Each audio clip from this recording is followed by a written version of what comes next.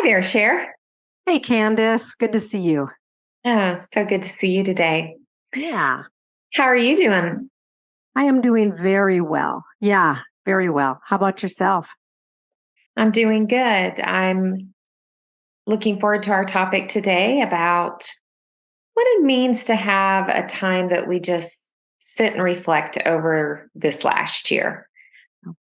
Not over our whole life, but just even taking a few minutes to reflect over our last year. Specifically, looking at maybe things that have just been working really good for us that we want to continue, specifically any tools that we've been grabbing a hold of for our own healing and our own growth. Maybe noticing regrets that we might have and what comes up for us when we feel regret. Are we kind of sitting in the shame of that, or do we know what to do with that to move forward? And just really having a conversation about what it's looked like for us in the last year as we've reflected. But before we get into all of that, I want to just say that Cher and I are really excited to be hosting another Can I Really Change workshop. We had one about a month ago and just had so much fun as Cher and I took turns leading two parts of that workshop. And the feedback has been great. And we have another one coming up on January the 23rd. We're going to offer one in the morning and we'll offer one in the evening. And our listeners can go find information about that at processingtraumaoutloud.com or on our Facebook page. We've made it really affordable and it's also fun. Yeah.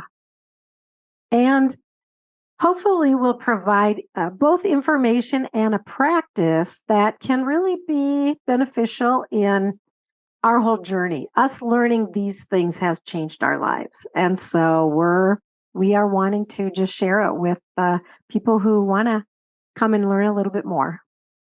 Yes. I know the practice that you're going to teach everyone is something that you do and I do occasionally, and just really helps us get into the story behind the story and can bring some real clarity on ways that we're showing up today, and maybe we have judged ourselves in the past, and but now there's just so much self-compassion there when we understand where those stories are coming from. Yeah. Yeah. So Well, as we move into our topic today, let's just, if it's okay, we'll just start with you. And I'm curious about what you've been reflecting on when you look back at 2022. yeah, I'll talk just a little bit about how I reflect or why I reflect. And this is a practice that I've done the last few years and where I just take time. Usually I do it kind of over several days, the last week of the year, where I look back in my calendar and just remember the events of the year and just sit for a while in some of the high points and low points and just evaluate a little bit about what was it, and um, is there anything more that I want to take care of. And but I think the thing that I really like about it so much is that when we look back from the full scope of having lived the whole year, we really see it differently than we see it when we are walking through it. Mm. Particularly probably the hard stuff. And the good stuff I think a lot of times we just miss because we might be like, "Oh wow, that was great," but not really recognize the significance of it. And so I think for me, as I have been looking back this time, one of the things that stood out to me was in January, I was doing a training, and a part of the training was to bring a story of harm. And I chose to bring a story that held a lot of shame for me. And I really contemplated whether I would, and I chose to do it. And it was extremely impacting for me to do that because in the process of exposing a place that had held so much shame for me, I encountered love Yeah. and kindness and the four S's and all the things that we talk about in on our podcast. And I experienced that in one of the stories of deepest harm and shame for me. And I can say that I believe now, looking back at the end of the year, like doing that changed my life. It truly changed the direction of my life. It allowed me to, or it caused shame's grip on me to be broken. Yeah. And that then really has enabled, like I could see several dominoes that kind of fell as a result of that. Stepping more into what is really my calling, and which really then led to us starting the podcast. And so some really a lot of goodness that came through just seeing that one event through the scope of the year. So that's one thing, and I'm celebrating that. And yeah, how about you, Candace? Well, I just want to say I've gotten to witness the results or the fruit, if you will, of that um, experience for you to bring a story of deep shame and seeing how you have been using your voice in ways that historically you haven't. Shame will either steal our voice or it will cause us to use our voice in ways that aren't reflective of who we really are or how we want to be. Yeah. And so, Yeah. And I think, yeah, and just one other thing I'll add about that is when we go through difficult circumstances, and we can see how the wounds from our past, how we reenact, right?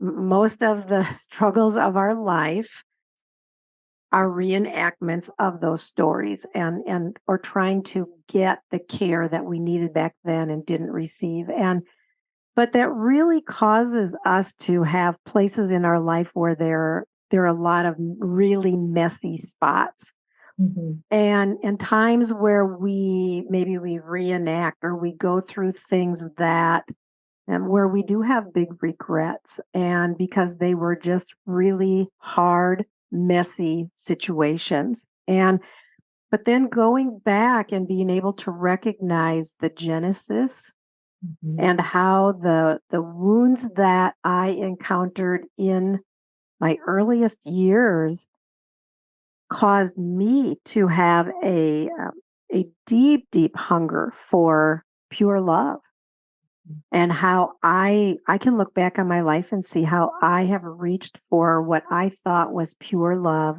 again and again and again, and many, many times tried to get it from places where the it really wasn't a source of pure love. And then that ending up being something that brought a lot of pain to myself and others. And so being able to look at this story from when I was very young and bring it in just with a tremendous amount of vulnerability, um, and really allow other people to speak into that, just it helped me understand why I have been so hungry for mhm. goodness and love, pure love, through all my life. And yeah, and how grateful I am that I'm really experiencing that now. Not Yeah. perfect, not in perfection, but really good, pure love in a lot of my relationships. Yeah. And it's the understanding that begins to cause the shame to be dissipated. Yeah, Yeah. Where, because shame always comes with a story that isn't true. right. Oh yeah, and that's why bringing this story to people who could hold it. They didn't turn away in shame, which I wasn't 100% sure. They didn't turn away. They moved closer and they engaged and they held the story really well and were able to help me recognize that the way that I perceived that event and the truths that I believed as a result of that event, when I could hear their perceptions and what they saw and heard, it really opened my eyes to see the story very, very differently. Mhm. Well, and also as we bring forward our stories in places that we have good eyes and good ears, really what we learn is we all have stories. Yeah. And there's something of just that not feeling alone. The people that can offer you their eyes and their ears and not turn away have had people doing that for them as well.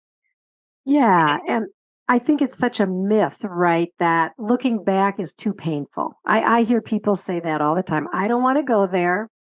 It's too painful. And and I believe the truth, that is a myth.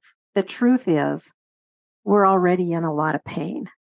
And looking back and going back and sorting through, especially, or maybe even I'll say only in the context of doing it with people who know how to help us and can help us process that. But um, it it enables us to become free from the pain that has been so trapped in our body and in our soul. Well, yeah, and I think a lot of times we settle for coping behaviors, right? Like the pain is there, but we have found a way to cope.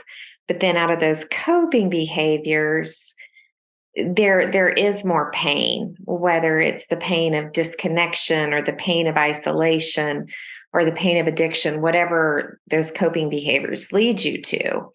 And so I remember one time I heard someone say that there's a pain that leads to healing and there's a pain that leads to more pain. Hmm. And Yeah. I just was like, okay, Yeah. I know what you're talking about, Yeah. Yeah. unfortunately and thankfully, um, to be able to say, okay, I want the pain that leads to healing. Yeah. Yeah. Yeah. Well, for me, when I reflect back on 2022, there's a few things that come to my mind that I'm really kind of celebrating and noticing has been helpful for me. And a big part of that for me is just this place of education, of me diving deep into understanding the brain, the body, um, emotions, um, trauma, just kind of geeking out in that area. Yeah. I had been doing that for a while before 2022, but really what happened in 2022 for me was things just started to become more clear to me, especially when I got into attachment wounds and attachment styles. And I want to keep doing that. Now, I think I've said this before, but education alone doesn't transform us. But there is something about education that can lead to compassion that gives us the courage to find those tools and to practice them daily. Yeah. And that would probably be another thing for me. When I think about the work I'm doing, which feels oftentimes very messy, I have some regrets. I don't always like doing it, but damn it, I do it. Yeah. I do it every day in some way intentionally. And I don't even share that with a sense of pride. Mm. I share it with a sense of that's how desperate I was Yeah. to want a new story. Yeah. And so, yeah, so just reflecting back on, I don't know, it feels like mostly it was a successful year, Mm. even though I can name some deep regret. Yeah, and I wanted to talk a little bit about regret too, because me too, as I reflected back, some things came up and I felt that wave of regret, and that I think in the past would have really kind of brought a lot of shame. And then I would have kind of gotten waylaid, right? Like, ah, this is hard. And this is like, I don't, maybe just turning away from the whole process because seeing seeing places where we um, struggled or failed or brought hurt to someone else, or places, maybe places where we were vulnerable and got hurt, or places where we took a risk and it just was totally not, the outcome was not at all what we hoped for, right? So, but I think so a lot of times the fear of regret holds us back so much in life, because we know what shame tastes like. So we don't want shame. So we avoid anything that can have the hint of regret and live in this place of being so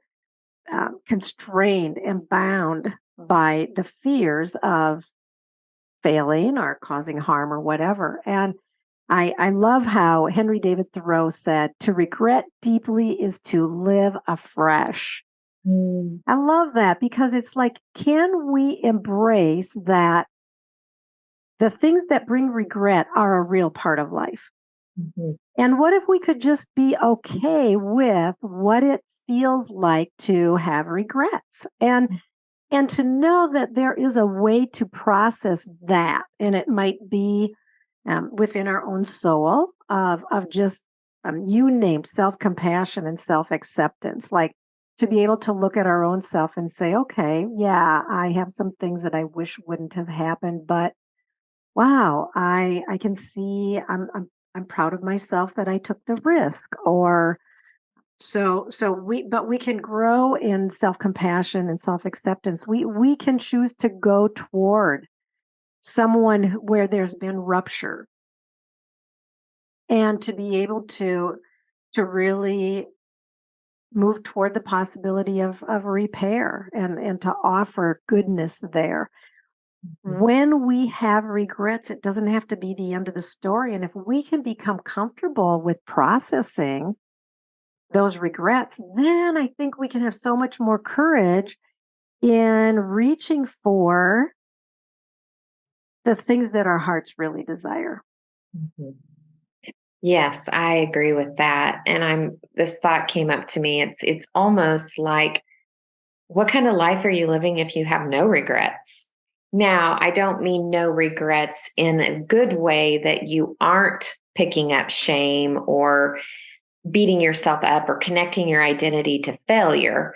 I'm just saying that, no risks, no regrets, right? Yeah. So if we, for whatever reason, if we don't have that courage to take risk where there could be regret, right? Yeah. And we're not talking about foolish, something foolish, Right. but we are talking about just something new, maybe, that we want to move towards. Yeah. But maybe we have a voice in our head like, oh, well, I tried that before, or what would somebody else think? And we're going to talk more about this in our next episode, as that leads to being able to dream and have vision. But I'm just wondering, for our listeners that look back on, are you getting stuck in the regrets of 2022? Or Yeah. can you move towards your own heart and your own mind and just say, what was I really going after in that? What did I feel like I need? What did Yeah. I feel like I wanted?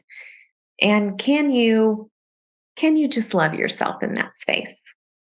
Yeah, I love that so much because I believe that as we are walking this healing journey, we do become more courageous, and Mhm. we are going to be more vulnerable, or we are going to try something we haven't tried before. And that might mean moving toward our important relationships with more vulnerability, right?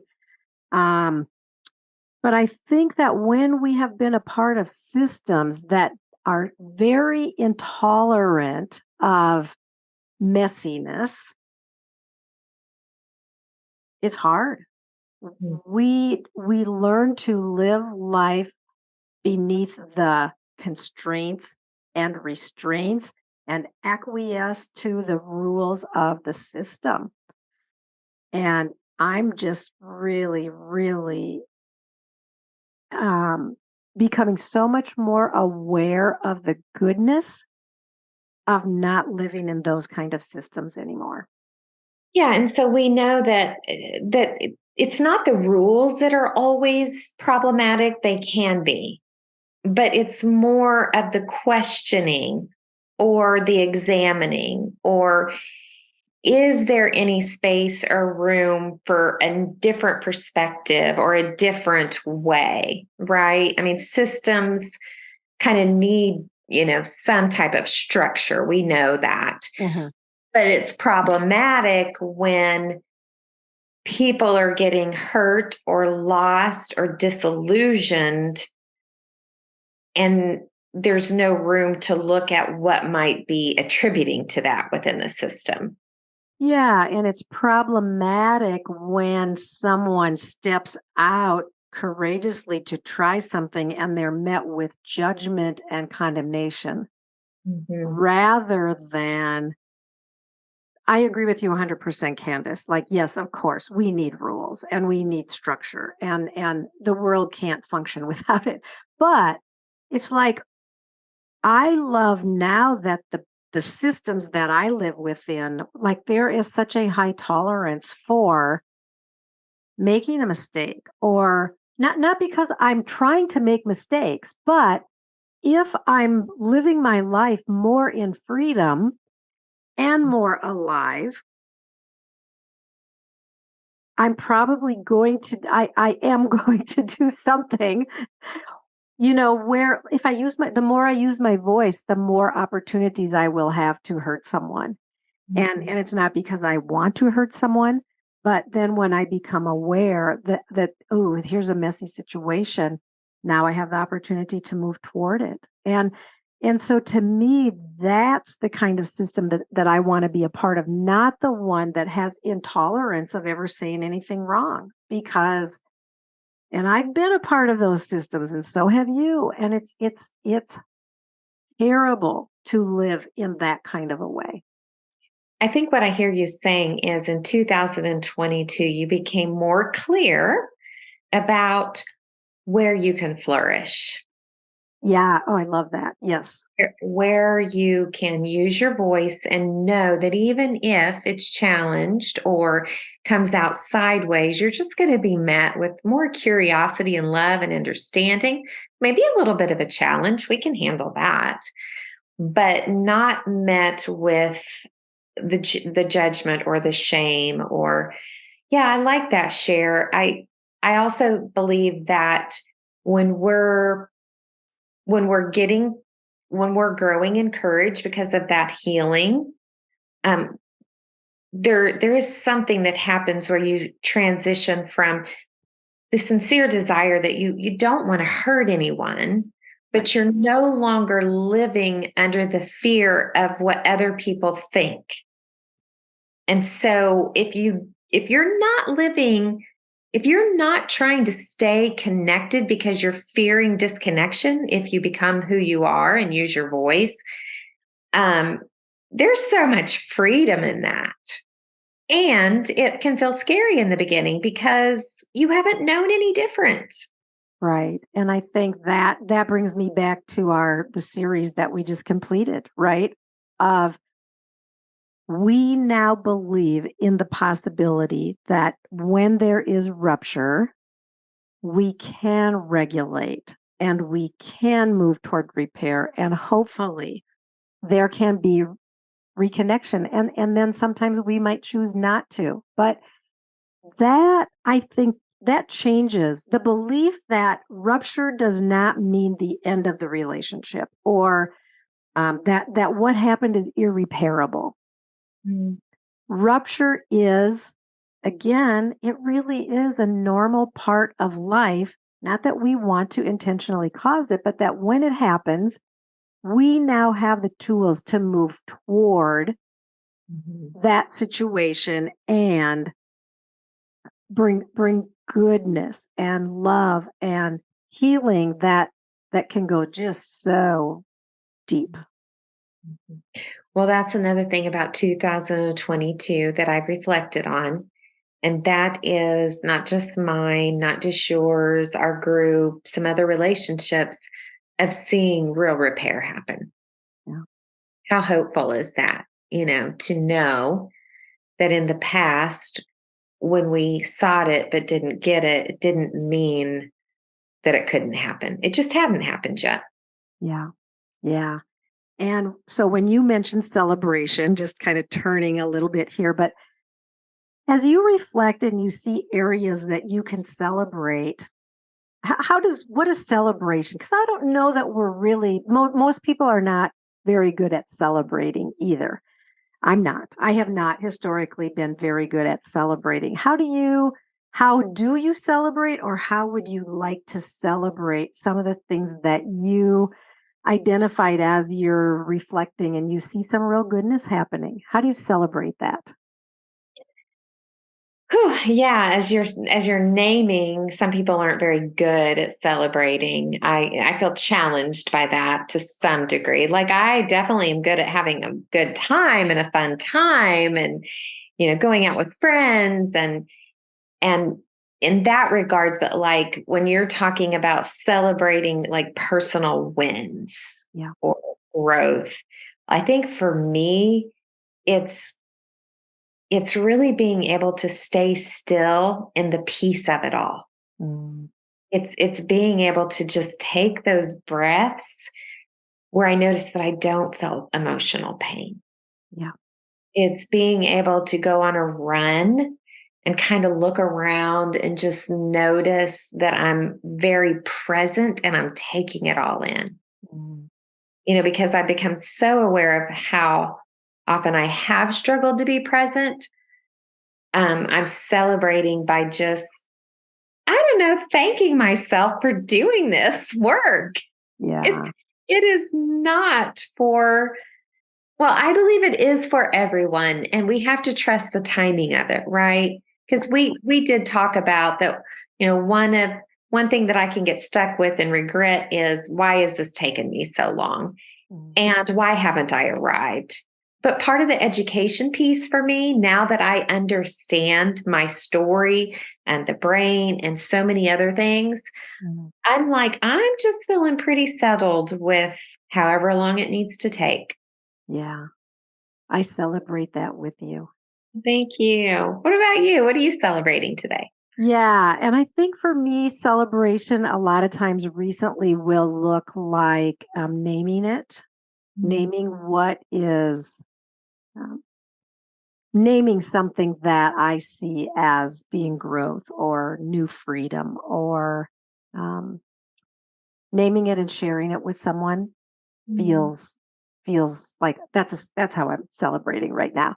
Something that I'm celebrating, I will say, is, and this I've been noticing over the last, maybe especially the last 4 or 6 weeks, is how I have been able to begin to use my voice and to speak up and speak my truth, um, even with people where I'm not sure it will be received, and uh, to even speak up and talk about childhood trauma and